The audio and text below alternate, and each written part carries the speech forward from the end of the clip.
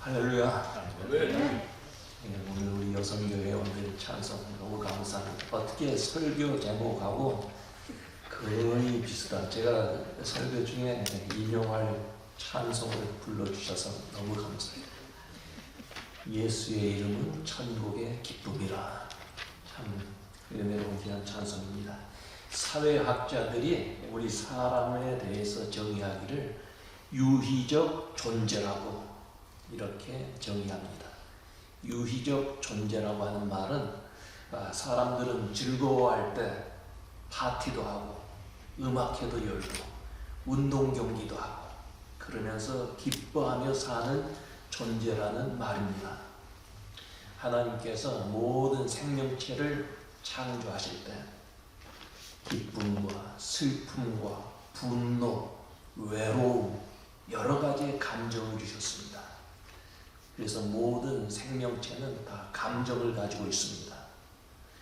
그런데 특별히 우리 사람에게는 인생을 즐기며 기뻐하며 웃고 사는 복을 주셨습니다. 여러분, 동물은 괴로울 때 눈물을 흘립니다. 고통스러울 때 신음소리도 내고 비명을 지르지만 즐거워할 때는 소리내어서 웃지를 못합니다. 동물이 소리내어 웃는 것 여러분들 보셨어요? 동물은 웃지 못해요. 그러나 하나님 우리 인간을 웃고 사는 존재로 창조해 주시고 마음껏 소리내어서 웃으며 살게 하셨습니다. 하나님께서 인류의 시조 아담과 하와를 창조하시고 에덴 동산에서 살게 하셨어요. 네, 에덴 동산. 이 에덴이라고 하는 말은 기쁨, 환희, 즐거움, 낙원이라는 뜻입니다. 에덴 동산은 웃고 사는 기쁨의 동산이었습니다. 하나님은 사람을 창조하시고 기쁨의 동산에서 즐거워하면서 웃고 살도록 해주신 것입니다. 성경에 나오는 사람들 가운데 처음으로 웃음을 웃었다는 사람은 누구입니까? 아브라함입니다. 물론 아브라함 이전의 사람들도 웃고 살았을 거예요. 그러나 성경에 기록된 첫 번째 웃었다는 사람은 바로 아브라함입니다. 아브라함은 믿음의 조상, 또 모든 인류의 축복의 조상, 그뿐만 아니라 웃음의 조상이었어요. 창세기 17장에 아브라함이 나이 100세가 되던 때 하나님께서 내 아내 이름을 사레라 하지 말고 사라라 하라. 내가 그에게 복을 주어서 그로 네게 아들을 낳아주게 하며 내가 그에게 복을 주어 그로 열국의 어미가 되게 하리니 민족의 열왕이 많은 왕들이 그에게서 나리라 하셨어. 이 말을 들은 아브라함이 웃었습니다. 그리고 마음속에 생각하기를 100세 된 사람이 어찌 자식을 낳을 수 있으리요? 내 아내가 90세인데 어찌 생산하리요? 참 아브라함 100세가 된 자신, 90세가 된 사라의 몸에서 아들이 태어날 것이라는 그런 말씀을 들을 때 웃음이 나왔어요. 여러분, 웃음에는 긍정적인 웃음이 있고 부정적인 웃음이 있습니다. 그런데 아브라함이 웃었던 웃음은 긍정적인 웃음이 아니었어요. 이 나이 많은 나와 내 아내가 어찌 아이를 낳을 수 있겠느냐 하면서 웃었던 거예요. 그런데 하나님께서는 아브라함에게 아들을 주실 것이라 구체적으로 말씀하시면서 그 아들 이름을 이삭이라 했습니다. 근데 이삭이라고 하는 말의 뜻이 무엇입니까? 웃음이에요, 웃음. 나이 많은 아브라함과 사라에게 웃음을 주시겠다는 거예요. 아들을 주시겠다는 거예요. 그런데 18장에 보면 이러한 말씀을 듣고도 아브라함은 반신반의해요. 그런데 어느 날 오정쯤 되어서 장막 문 앞에 앉아 있는데 하나님의 사자 3명이 나타납니다. 이 아브라함은 그 3명의 나그네를 자기 집으로 모셔들여서 극진히 대접을 합니다. 그때 이 대접을 받은 천사들이 아브라함에게 내 아내 사라에게 아들이 있으리라 그랬어요. 이 말을 장막 뒤에서 사라가 들었어요. 그리고 사라가 속으로 웃었습니다. 내가 노쇠했고 내 주인도 늙었으니 내게 어찌 낙이 있으리요. 창세기 17장에는 아브라함이 웃었고 18장에는 사라가 웃었습니다. 그러나 이 17장, 18장에 웃었던 웃음은 기쁜 웃음이 아니었어요. 비관적이고 허무한 웃음이었습니다. 웃기는 했지만 진정한 기쁨이 아니었어요. 그래서 하나님께서 18장에 사라가 왜 웃으며 내가 늙었느냐 어떻게 아들을 낳으리요 하느냐 하시면서 여호와께서는 능치 못할 일이 있겠느냐 했어요. 하나님께서 하고자 하시면 무엇이든지 할 수 있다는 것입니다. 여러분, 우리가 믿는 하나님은 어떤 분이에요? 무엇이든지 할 수 있는 하나님이신 줄로 믿습니다. 하나님은 우리에게 있어서 너무나 어려운 문제, 불가능한 문제도 해결하실 수 있고 가능케 하실 수 있는 능력의 하나님에, 우리 하나님은, 우리가 믿는 하나님은 시시한 하나님이 아니에요. 무엇이든지 하실 수 있는 능력의 하나님, 놀라운 기적을 보여주실 수 있는 그런 하나님이라는 말씀. 그 후에 하나님께서 아브라함과 사라에게 약속대로 아들을 주셔서 그들을 웃게 하셨습니다. 5절에 보면 아브라함이 그 아들 이삭을 낳을 때 100세라. 사라가 가로되 하나님이 나로 웃게 하시니 듣는 자가 다 나와 함께 웃으리라. 그러면서 웃는 모습이 나와요. 하나님께서는 이삭을 주셔서 아브라함을 웃게 하셨고 사라도 웃게 하셨고 주위의 모든 사람들을 웃게 하셨습니다. 하나님께서는 모든 그들을 웃음바다로 만들어 주셨어요. 하나님께서 나로 웃게 하시니 듣는 자가 다 나와 함께 웃으리로다. 여러분, 이 말씀에는 깊은 의미가 있습니다. 하나님께서는 웃음이란 뜻을 가진 이삭을 통해서 앞으로 모든 사람에게 웃음을 주시겠다는 말씀이에요. 하나님은 한숨과 눈물과 절망을 주시는 분이 아니에요. 도리어 기쁨을 주시고 웃음을 주시는 분이십니다. 이삭의 출생으로 아브라함의 가족, 그 이웃들에게 기쁨이 있었듯이 아브라함과 이삭의 후손으로 오시는 예수 그리스도를 통해서 온 인류에게 웃음을 주시겠다는 약속의 말씀이에요.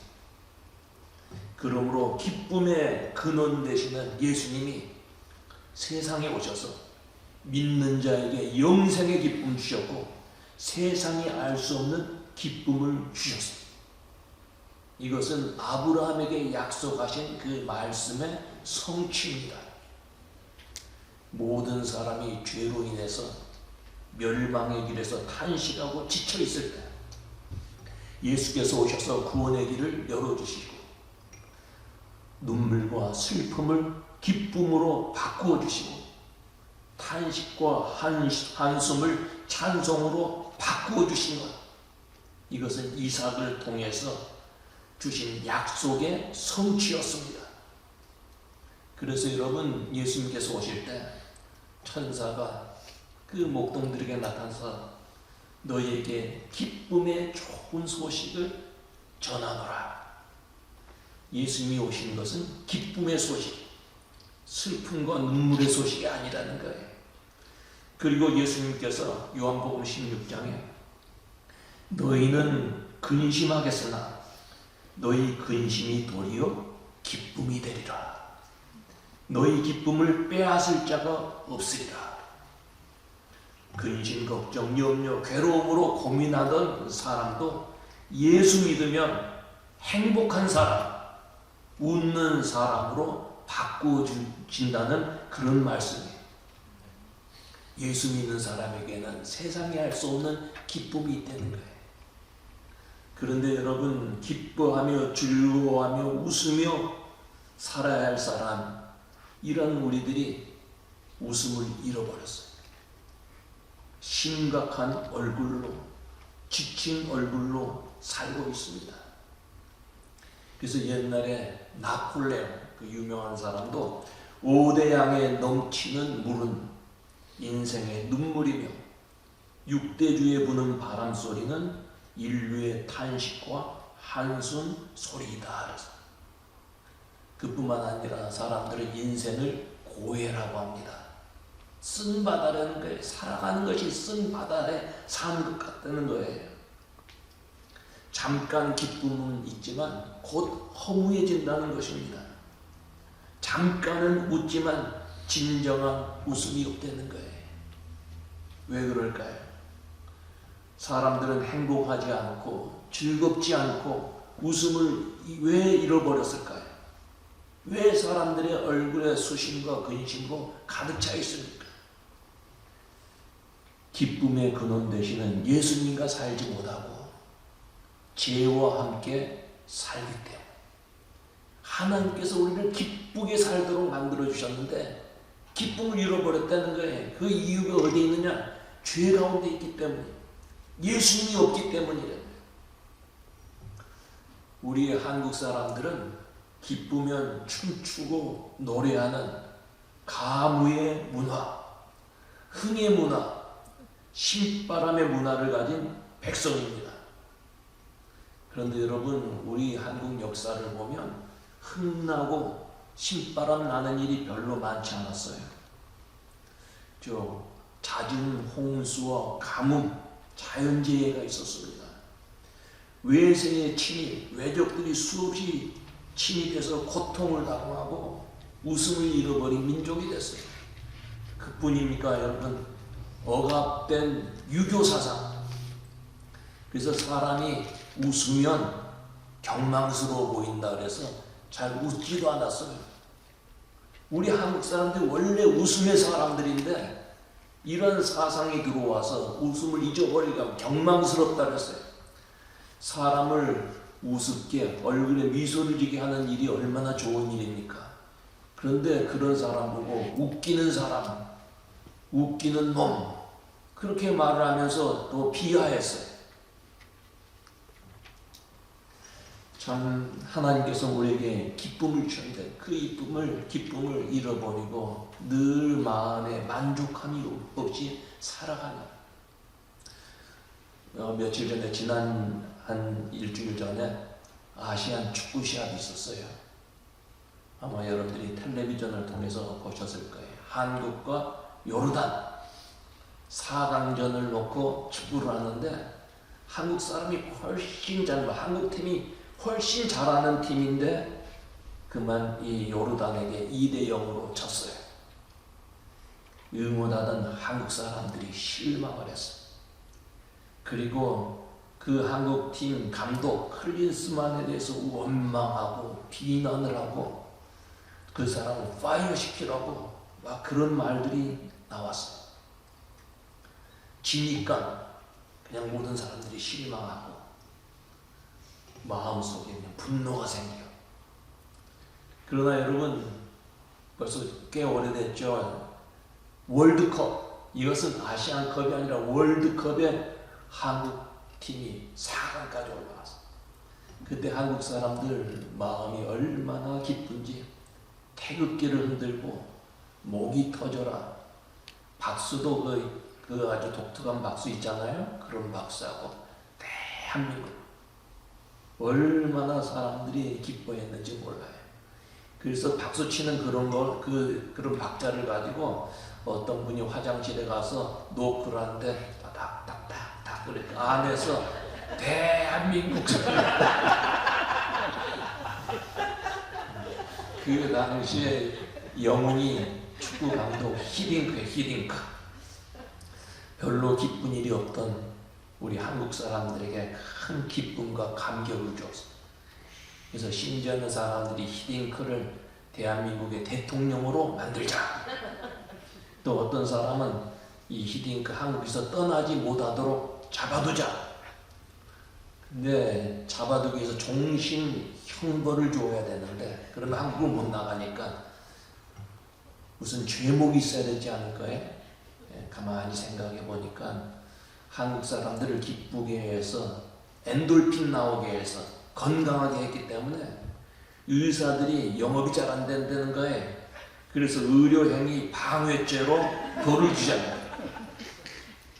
농담이지만 그만큼 우리 한국 사람들이 기뻐했고 즐거워했다는 거예요. 그러나 여러분, 우리가 꼭 알아야 할 것은 축구는 언제나 이기는 것이 아니에요. 축구의 기쁨, 일시적인 것입니다. 또 일방적인 거예요. 우리가 이기려면 상대방이 져야 해요. 오늘 슈퍼볼, 미국에서 아주 유명한 그 운동 경기가 있는데 한 팀은 분명히 이길 것이고 한 팀은 눈물을 흘릴 거예요. 일방적이에요. 우리가 기뻐할 때 상대편은 고개 숙이고 눈물을 흘리고 운동장을 떠나야 하는 거예요. 우리는 경쟁사회에 사는데 경쟁이 다 똑같아요. 한 사람이 큰 부자가 되면 한 사람이 가난해져야 돼요. 한 사람이 땅을 많이 차지하면 또 한 사람은 땅을 조금밖에 차지할 수가 없어요. 땅도 없을 수가 있어요. 한 사람이 1등을 하면 또 한 사람은 꼴등을 해야 돼요. 이 경쟁사에서 보여주는 그런 일시적인 기쁨과 또 아픔이에요. 그래서 우리는 보다 행복하고 보다 차원 높은 기쁨, 영원한 기쁨, 절대적인 기쁨이 있어야 합니다.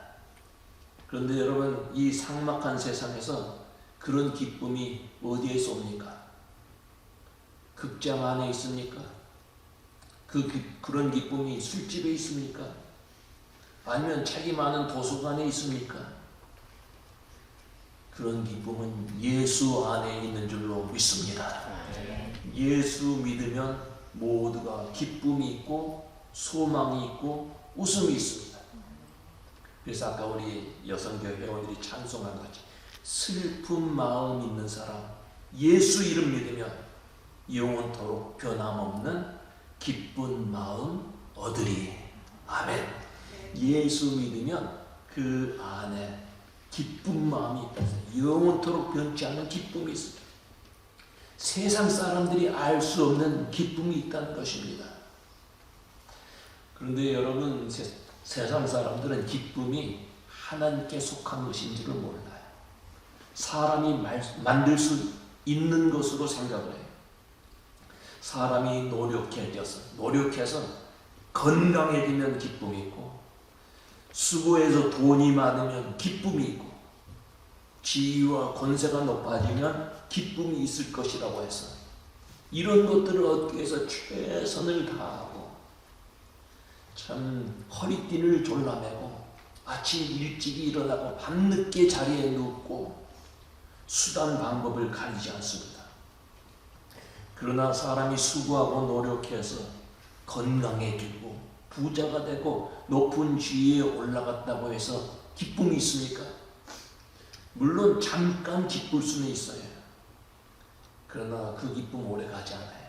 곧 마음이 허전하고 공허해지고 행복하죠.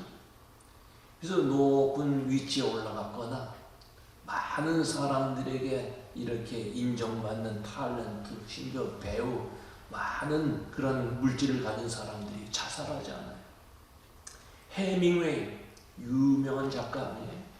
해밍웨이도 그 많은 명성과 부를 얻었지만 마치 전구 속에 필라멘트가 끊어진 것처럼 마음이 공허하다고 총으로 자살하지 않았어요. 이런 것이 기쁨을 주지 않습니다. 그래서 사람들은 좌절하고 절망하는 것입니다. 그래서 하나님께서 주시는 기쁨은 세상이 주는 기쁨과 다른 근원적인 기쁨, 변하지 아니하는 기쁨이에요. 하나님이 우리 마음속에 기쁨을 주시면, 우리 마음에 기쁨이 있으면 건강해도 기쁘고 병들어도 기쁘고 병 가운데서 나와 함께 하신 것을 찬양하면서 기뻐하고, 젊어도 기쁘고 늙어도 기쁘고 날이 맑아도 기쁘고 비가 와도 기쁘고 살아도 기쁘고 죽어도 기쁜 거예요. 항상 기뻐하며 살 수 있는 거예요. 하나님이 주시는 기쁨을 가진 사람은 슬픔과 괴로움 이겨낼 수 있어요. 여러분, 우리 예수 잘 믿는 사람도 괴로울 때가 있어요. 슬픈 일을 당할 때가 있어요. 마음이 답답해질 수가 있어요. 예수 잘 믿는다고 그런 거 없는 것 아니에요. 그런 게 다가온다 할지라도 그것들의 그런 감정의 노예가 되지 않아요. 믿음으로 그것들을 이겨낼 수 있기 때문에 우리는 영원한 기쁨, 참된 기쁨을 누리며 살 수 있는 거예요. 여러분, 이런 기쁨을 소유하는 성도들이 되시기를 바랍니다. 세상이 주는 기쁨이 아니에요. 예수님으로 인하여 주시는 참된 기쁨, 영원한 기쁨을 누려야 돼요. 예수께서 이런 기쁨을 어떻게 얻을 수 있느냐 하는 걸 가르쳐 주셨어요. 지금까지는 너희가 내 이름으로 아무것도 구하지 아니했으나 구하라, 그리하면 받으리니 너희 기쁨이 충만하리라. 예수의 이름으로 구하면 받게 된다는 거예요. 그럼으로써 그 마음속에 기쁨이 있다는 거예요. 예수 이름으로 기도하며 살면 응답받고 영적 기쁨을 누리게 된다는 거예요. 여러분, 예수 이름으로 기도해서 응답받고 기쁨을 누리는 성도들이 되시기를 바랍니다. 그런데 우리 마음에 기쁨이 있고 얼굴에 웃음이 있습니까? 전에는 잘 웃었는데 요즘은 웃음을 잃어버리고 살고 있지 않습니까? 혹시 마귀가 우리 마음에 의심과 걱정과 근심과 미움, 이런 씨를 뿌림으로써 웃음을 잊어버리고 살고 있지 않습니까? 속담에 웃으면 복이 온다는 말이 있어요. 웃음이 있는 가정은 복받은 가정이에요. 가정에서 자녀들을 바라보면서 잘 웃는 아버지, 좋은 아버지, 아내를 바라보면서 잘 웃는 남편, 남편을 바라보면서 잘 웃는 아내, 훌륭한 남편과 아내. 요즘 젊은 사람들이 남편을 보고 오빠 그렇게 부르더라고요. 결혼한 지 오래된 부부끼리도 한번 아내가 남편에게 오늘 집에 가서 말고 지금 한번 쳐다보세요. 자기 남편. 다른 남자 보지 말고 오빠 한번 그래요. 오빠. 교회에서 또 우리 권사님들이나 집사님들이 우리 목사님이나 김인호 장로님 바라보면서 오빠 그러면 안 되고 한번 그러면서 웃는 거예요. 또 남편들은 집에 가서 아내 이름 예를 들면 인숙이면 인숙아 하고 한번 불러보세요. 가든히 웃음이 있는 거예요. 참 잘 웃는 교인들, 좋은 교인들이 교회도 잘 웃는 교회가 좋은 교회예요. 교회 와서 인상 쓰고 막 그냥 큰 소리 내고 좋은 거 아니에요. 웃는 교회, 웃는 교인. 예배도 밝은 분위기로 예배를 드려요. 예배가 장례식이 돼서 안 돼. 매일 그래서는 안 되겠지만 오늘같이 헌금도 잊어버리고 가끔 그래도 하나님께서는 잘한다, 예쁘다. 이게 교회 분위기가 환해야 돼. 이 주일날 예배는 예수님의 부활을 축하하는 예배예요. 예수님 부활 그 날이 바로 오늘의 주일이 되지 않았어요? 구약 시대에는 그게 안식일에 토요일에, 신약 시대에 와서는 안식일 토요일날 우리가 안 지켜요. 주일날 예배드려요. 주일날이 무슨 날이에요? 예수님 부활하신 날이에요. 금요일날 돌아가셔서 사흘 만에 부활하셨잖아요. 그러니까 부활하신 예수님 만나는데 얼굴이 환한 상태로 와 있으면 되겠어요? 환한 마음, 기쁜 마음, 즐거운 마음. 교회에 올 때는 근심 걱정이 많았지만 다 내려놓고 주여 감사합니다. 환한 얼굴로 가는 거예요. 근데 어떤 사람은 교회 와서 근심 걱정 가지고 와서 다 내려놓고 집에 갈 때는 다시 싸가지고 가는 사람이 있어요. 다 내려놓고 얼굴에 기쁨이 있어야 돼요. 예수 믿는 사람은 자기 자신이 천국 백성이 되었기 때문에 기뻐하며 살 수가 있는 거예요. 천국 백성 되었다. 사람은 소속감을 갖고 산다는 건 매우 중요한 일입니다. 우리는 한국에서 태어나서 한국에 뿌리를 둔 사람, 또 미국에 가서 미국 시민권을 가진 미국에 소속된 사람이, 참 요즘에 우리 한국도 위상이 높이 올라가고 미국은 원래 그렇고, 사람들 약소국가의 국민들은 어디 가서 길을 못 빼 서러움 당해. 그러나 강대국 국민이면 우대를 받습니다. 우리는 한국 사람이며 미국 사람, 얼마나 감사한지 몰라요. 그러나 그것을 더 뛰어넘어서 어디에 소속됐어요? 예수님께 소속해요. 우리는 크리스찬이라고 그러잖아요. 크리스찬이 무슨 말이에요? 예수님에게 속한 사람이에요. 예수님에 속한 사람은 하늘나라에 소속된 사람, 천국 시민권을 가진 사람. 우리는 천국 시민권을 가진 사람. 얼마나 좋은지 몰라요. 이런 근원적인 그런 소속에서 흘러나오는 기쁨이 우리 안에 있다는 거예요. 예수 믿는 사람은 사명감을 가지고 봉사할 수 있기 때문에 기쁨을 누릴 수가 있습니다. 사람은 자기에게 주어진 사명이 무엇인지 분명히 알고 그 사명을 위해서 일할 때 인생의 보람과 기쁨을 누릴 수 있어요. 여러분들의 사명이 무엇입니까? 물론 교회에서의 직분의 사명이 있어요. 그러나 직장에서 열심히 일하는 것, 그 사명이 있어요. 직장에서 사람들을 만나서 그리스도의 향기를 부어내고, 하나님께서 나에게 물질적인 축복을 주시면 그것으로 내가 잘 먹고 나 혼자 잘 사는 것이 아니라 그것으로 이웃을 도와주고 사랑을 베푸는 그런 어떤 사명감을 가지고 살면 그 사명감을 감당할 때 기쁨이 솟아오르는 거예요. 참 제가 전에 섬겼던 교우들 보면 사회에 나아가서 얼마든지 높은 지위를 가지고 존경받을 수 있는 사람들도 교회에 나오면 머리 숙여요. 겸손히 일합니다. 참 대접받으며 살 수 있는 사람이 교회 부엌에 들어가서 앞치마 두르고 일을 해요. 그런데 그런 분들 보면 얼굴이 다 기쁜 얼굴들이에요. 세상 사람들은 이해를 못할 거예요.